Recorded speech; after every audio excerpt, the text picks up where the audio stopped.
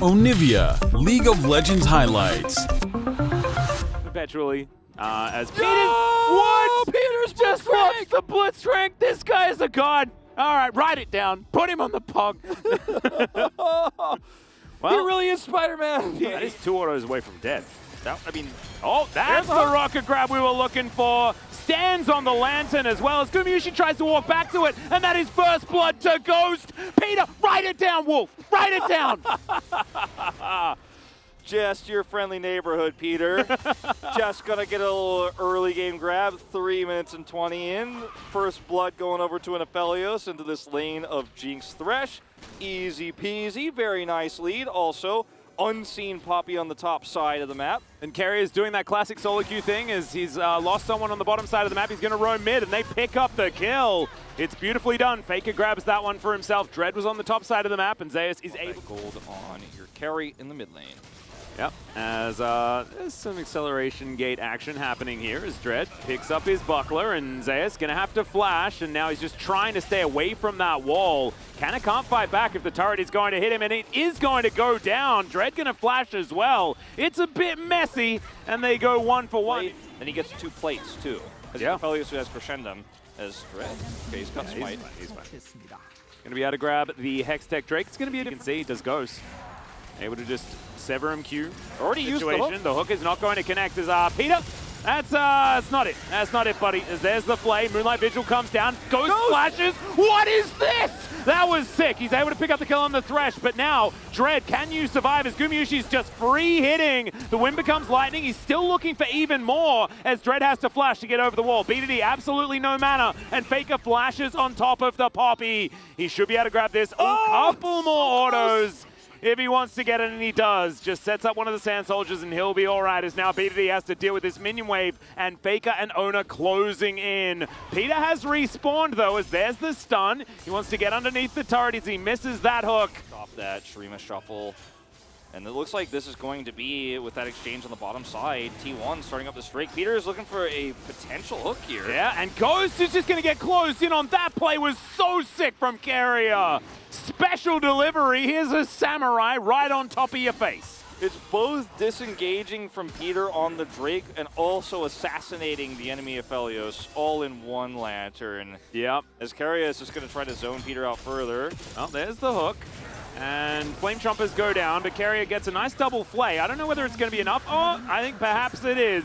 As, yeah, gives him the old thumbs up, as this is some supportal combat. You can rule very similar to Lee Sin, right? You'll always have that bit of relevance. Zeus is going to find Peter, and Peter's like, oh dear, as the rocket grab is going to connect. There's the Moonlight Vigil, as Ghost just wants to try and kill him before he kills Peter, and he does so. Ghost saves his support and grabs the kill. The heal was really well timed, and I think Peter's barrier, the Blitzcrank passive, just barely buys enough time for the heal to go off there, and he survives, and they turn it into a pick.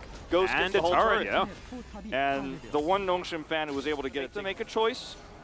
Oh, Peter is hiding right now as he flashes on forward.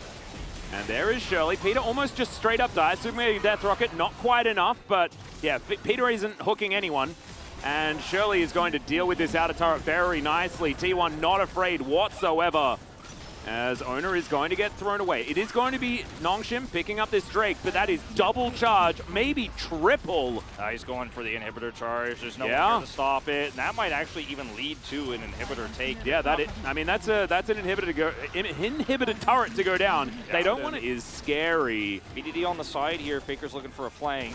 Yeah, as Ona, can he actually win another smite is the question, and absolutely he can. Dread has just not been there. You just can't walk in if you don't know where he is. Yep. Faker now. Trying to defend this turret, but he's not going to be able to do so. In the pit. Yeah. You're going to have to get ready to turn here, Nongshim. This is probably game deciding. Crescendum, as there's the rocket grab. Carrier's going to get hooked, knocked up, not dead just yet. Oh, but BDD does manage to finish it off. Now Faker looks for him. There's the Emperor's Divide, and they trade back mid for support. You'll take that as T1. Nongshim back away immediately. Fight for it. If they had just let Carrier sit at 10% health and backed off, might have had a better chance. As here we go. Ghost aggressive once again. A great hook to come through from Peter as they finish it off. Gumayusi stays alive, but Carrier straight out of the death chamber, straight back in again. We are seeing a metamorphosis of so many Aphelios players in our league right now where the aggression is suddenly the way to play the Aphelios. But like, this is Ghost, man. I know. That's the thing, like, of all the players, this is the most surprising. This is blowing my mind. He's just playing so well. This whole series has been really, really good as, yep, to Narnia goes the rocket. And now Nongshim with a man advantage in this Baron pit. Ona, he does have free reign of getting into this pit as that shock blast was just massive. Ona thinks that it's his time to go, but the ultimate from Dread this time, he'll be able to lock it down as Zeus gets on in there. That is going to be Faker finding Ghost. Exactly the target that he needed to get as Nongshim desperately trying to get out with their Barons intact and that scat of the week. That gold that T1 gets is significant, but it's not game ending because they're already really all online, all of the carries here for T1. Yeah. And the fact that Nongshim, he's got long range, he heals back up immediately off of the scuttle after taking that. Ooh, hook does connect. That is right on the edge. The chompers go down and good night, Poppy. Dread is dead, and now 2 minutes on the Drake and 50 seconds left on this Baron that open Nongshim inhibitor just cannot use. Exactly. They're looking for it here. T1 put that Scryer's Bloom there, or rather the blue trinket there to make sure nobody's flanking. Guarantee the inhibitor and just walk out, and that is raining down vision control everywhere for T1. Mid control is now being picked up by Nongshim.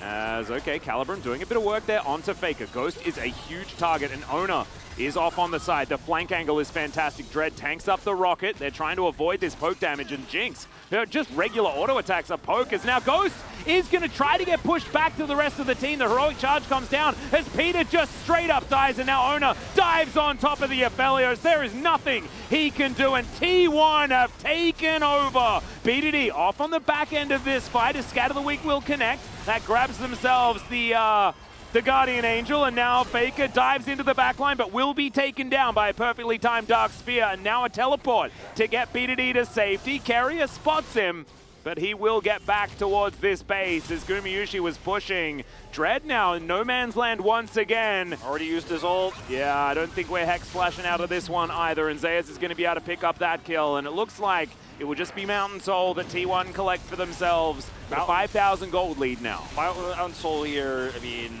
he's so powerful into Nongshim's comp too. You know, back of the pit, Dread doesn't find the ulti. And now T1 are going to continue hitting this big purple worm. Dread, yeah, wants to try and get in there. Avoids the hook at least as the rocket grab also goes wide. It's a lot of damage with that Moonlight Vigil, but T1 still stays standing and they lock down the Baron. They held their ground this time and they were rewarded for it. Yeah, Nongshim are not going to be able to base race this one. They might be able to split Baron recalls though if T1 play this poorly. Oh, Ghost, speaking of playing it poorly, unfortunately out of position. The Gale Force comes down and it's Peter that pays the price. Crescent Guard is on for Ona, so he is very, very able to just run. Peter only looking for the best possible target or waiting until it's too late. And it's just too little too late is the story of this game now, is T1 are pushing the end. Exactly right. Canna is pushing on the top side of the map, but look at how quickly these structures evaporate. Gumayusi gets any sort of free time. He will just rip them apart, and Faker is doing so much damage on this Azir.